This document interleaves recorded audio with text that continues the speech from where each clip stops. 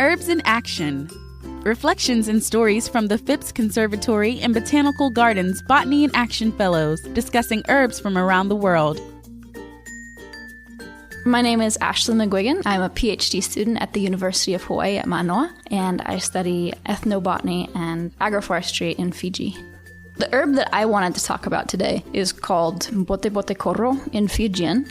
In English, it's known as goatweed, and the Latin name is Ageratum conizoides. People will mix it with other plants, and it can be used in women's health. And there's also been quite a few chemical studies looking at the different components and compounds within the plant. It grows kind of like a weedy plant, so it'll grow lots of different places. They don't necessarily cultivate it, they don't necessarily grow it in specific places on purpose, but oftentimes you'll see it just behind the house in the village or up in the farm, growing on the side of the path, that sort of a thing.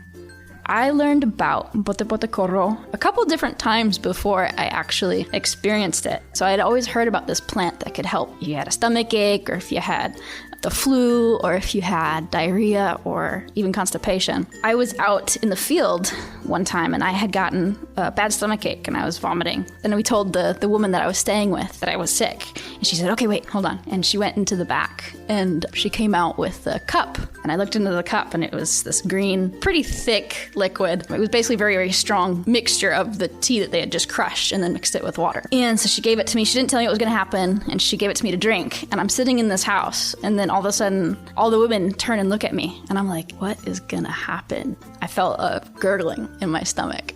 And I ran outside. And I vomited again. But after I had gotten everything out of my system, I felt so much better.